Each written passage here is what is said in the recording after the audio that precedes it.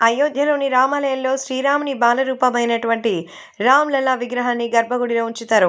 ఈ విగ్రహానికి సంబంధించిన తొలి ఫోటో బయటకొచ్చింది. ప్రస్తుతానికి మరి వీటికి సంబంధించినటువంటి ఆ విగ్రహాన్ని గుడ్డతో కప్పివేస్తున్నారు. జనవరి 22న రామ్‌లల్లాను ప్రతిష్ఠించబోతున్నారు. వివేక్ సృష్టి ట్రస్ట్ నుంచి ట్రక్ ద్వారా రామ్‌లల్లా విగ్రహాన్ని బుధవారం రామాలయానికి తీసుకొనొచ్చారు. క్రేన్ సహాయంతో విగ్రహాన్ని ఆలయ ప్రాంగణంలోకి తీసుకెళ్లారు. మంగళవారం ప్రారంభమైన రామాలయంలోని ప్రాణ ప్రతిష్ఠ ప్రక్రియ కొనసాగుతోంది. జనవరి 22వ తేదీ వరకు ఈ ఉత్సవాలు జరుగుతాయి.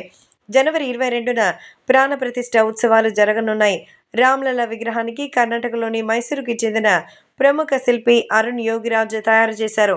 రామ మందిర నిర్మాణానికి బాధ్యత వహిస్తున్న శ్రీరామ జన్మభూమి తీర్థక్షేత్ర ట్రస్ట్ ప్రకారం రామ్‌లల్లా విగ్రహాన్ని గురువారం గర్భగుడిలో చేర్చారు. అయోధ్యలోని జన్మభూమిలో ఉన్న రామాలయంలో మధ్యాహ్నం 12:30 గంటల తర్వాత రామమూర్తి ప్రవేశించారని ట్రస్ట్ గురువారం సోషల్ మీడియా ప్లాట్‌ఫామ్ ఎక్స్‌క్లూజివ్‌గా పోస్ట్ చేసింది. మధ్యాహ్నం 1:20 వేద మంత్రాలతో ప్రక్రియ పూర్తి అయింది.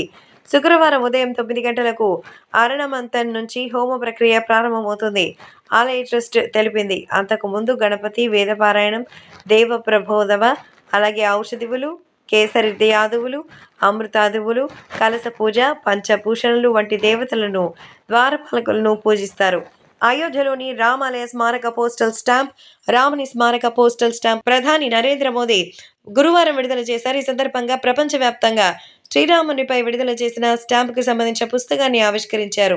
స్మారక స్టాంప్ ఈ పుస్తకం శ్రీరామనవమి జన్మభూమి ఆలయంలో జీవన ప్రతిష్ఠ మరి ఈ సంస్కృతికి సంబంధించి పవిత్ర సందర్భాన్ని రాబోయే తరాలకు గుర్తు చేస్తాయని మరి మోదీ ఈ సందర్భంగా తెలియజేశారు.